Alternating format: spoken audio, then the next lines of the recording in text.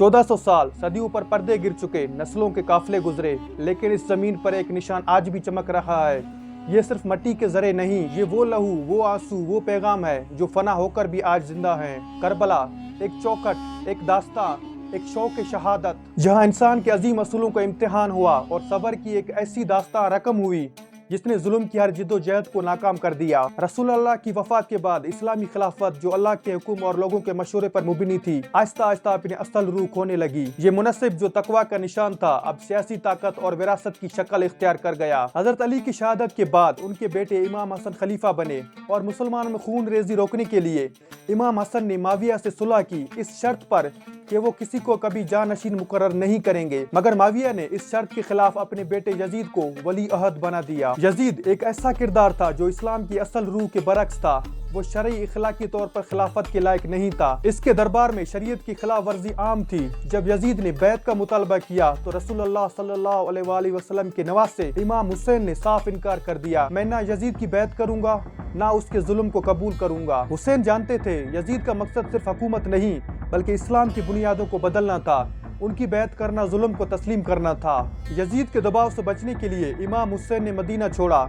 जाने से पहले वो रसूलुल्लाह सल्लल्लाहु अलैहि वसल्लम के रोज़े पर गए और रो रो कर दुआ करते रहे। उनके साथ एक छोटा सा काफिला था जिसमें बच्चे और औरतें भी शामिल थी। कूफा के लोगों ने हजारों खत लिख लिख कर हुसैन को बुलाया था।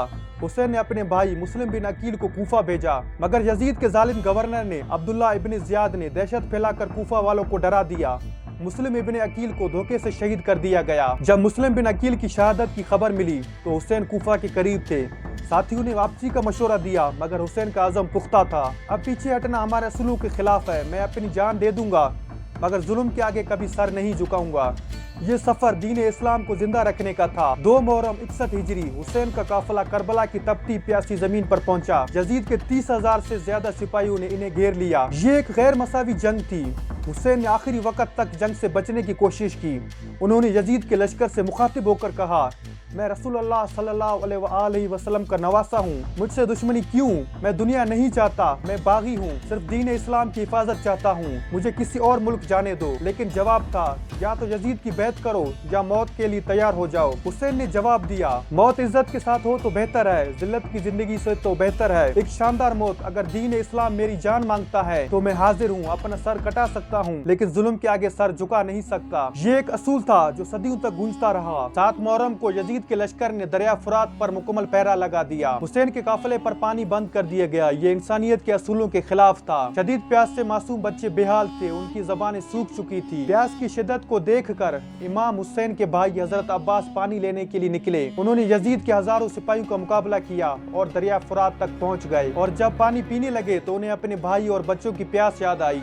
उन्होंने पानी नहीं पिया, मशकीज़ा भरा और वापस पलटे। दुश्मन ने इन्हें घेर लिया और उनके बाजू काट दिए गए और वो शहीद हो गए। कीज़ा गिर गया और पानी रेत में जज़ब हो गया। अब्बास ने हसरत से खेमे की तरफ देखा। पानी ना पहुंचा सकने का गम उनकी आखिरी सांसों में था और उनकी वफादारी तारीख में अमर हो गई। 10 मुहर्रम आशूरा का दिन, सुबह की नमाज के बाद हुसैन ने अपने साथियों को इकट्ठा किया और कहा, आज शहादत का दिन है। जो जाना चाहे वो चला जा सकता है, लेकिन जो मेरे साथ रहेगा वो अपनी जान देगा। कोई नहीं गया। हर एक ने कहा, हम आपके साथ मरने के लिए तैयार हैं। सुबह से शाम तक जंग होती रही और हुसैन के साथी जैसे हबीब इब्ने मज़ाहिर और हराबीन यजीद रिहाई एक एक करके शहीद होते गए। सबसे पहले अली अकबर, जो हुसैन का जवान बेटा, जो सूरत व सीरत में रसूलुल्लाह के बरक्स था, वो बहादुरी से लड़ा, मगर तीरों और नेज़ों से जख्मी होकर चूर होकर गिर गया। हुसैन ने उसकी लाश को सीने से लगाया और कहा, ऐ मेरे दिल के टुकड़े, तू पहले गया और मैं तेरे बाद आता हूँ। फिर अली असगर, जो 6 महीने का मासूम बच्चा प्यास से बेहाल था, इमाम हुसैन इसे हाथों में उठाकर दुश्मन के सामने आए और पानी मांगा। ये तो मासूम है, इसे तो पानी दे दो। मगर जालिम हुरमला के तीर ने इस मासूम के गर्दन को चीर दिया। अली असगर ने हुसैन के हाथों में ही दम तोड़ दिया। इस जुल्म पर आसमान भी रो पड़ा था। अब इमाम हुसैन करबला के मैदान में बिल्कुल अकेले रह गए। उनके तमाम साथी शहीद हो चुके थे। वो खेमों में मौजूद अपनी बहनों और बच्चों की तरफ देखकर मुतमईन थे। उन्होंने हक का परचम बुलंद कर रखा है। जख्मी हालत में इमाम हुसैन ने आखिरी बार दुश्मन पर हमला किया। वो बेमिसाल शुजात से लड़े, आखिरकार जख्मों से चूर होकर जमीन पर गिर गए और फिर शिमर नामी एक बदबख्त ने उनका सर तन से जुदा कर दिया।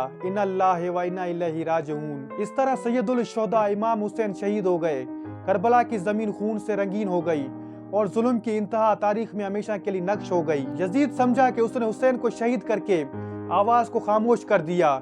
मगर ये उसकी सबसे बड़ी गलती थी। लेकिन यजीद की हर जीत में एक हार थी। यजीद ने सिर्फ जिस्म कत्ल किए, रूह नहीं, हक मिटा नहीं सका। जिस आवाज को उसने दबाना चाहा वो अब क़यामत तक गूंजेगी। हुसैन की बहन हजरत ज़ैनब रज़ी अल्लाह ताला अन्हा ने जुल्म के सामने सर नहीं झुकाया। यजीद के दरबार में खड़े होकर उन्होंने बेखौफ कहा, ऐ यजीद, तूने मेरे भाई को शहीद किया, लेकिन तू सिर्फ जमीन पर जीता है। तारीख तो हमेशा बारहा रहेगा। अल्लाह अपना नूर मुकम्मल करके ही रहेगा। ज़ैनब रज़ी अल्लाह ताला अन्हा की तकरीर ने यजीद के तख्त को हिला दिया। लोगों को हुसैन की मकसद की हकीकत समझ आई। यजीद का नाम जुल्म और लानत का निशान बन गया, जबकि हुसैन रज़ी अल्लाह ताला अन्हा का नाम सबर, इस्तकामत और हक परस्ती की लाजवाल मिसाल बन गई। इमाम हुसैन ने अपनी जान देकर हक को जिंदा कर दिया। करबला सिर्फ एक गुजरा हुआ किस्सा नहीं, ये एक फलसफा है। हर जमाने का एक यजीद होता है, जुल्म का, नाइंसाफी का, हवस का, लेकिन हुसैन भी हर दौर में एक नई रूह बनकर लौट आता है। वो हर उस शख्स में जिंदा होता है जो हक के लिए खड़ा होता है, जो जुल्म के खिलाफ आवाज उठाता है। अगर हक से डरना है तो ये बात याद रखना, इमाम हुसैन ने 72 लोगों के साथ दुनिया के सबसे बड़े जुल्म को रोका था और उस जुल्म की बुनियादों को हिला दिया था। उसकी कुर्बानी ने यह साबित कर दिया कि ताकत ईमान की कुव्वत और अज़म की मजबूती में होती है। जुल्म की हुकूमत वक्ती होती है, हक की आवाज हमेशा जिंदा रहती है। करबला हमें सबर, शुजात और इस्तकामत का दर्स देती है। ये सिखाती है कि जिंदगी के हर शोबे में अपने अंदर के यजीद को पहचान कर उससे लड़ना है और हुसैनी बनकर हक का साथ देना है। चाहे कितनी भी मुश्किलें आए, हमेशा हक के साथ खड़े रहो। यही करबला का सबसे बड़ा पैगाम है जो आज भी हमारी रहनुमाई करता है। तो दोस्तों, ये था हमारा आज का वीडियो। मिलते हैं अगले वीडियो में एक नई हकीकत के साथ। तब तक के लिए खुदा हाफिज।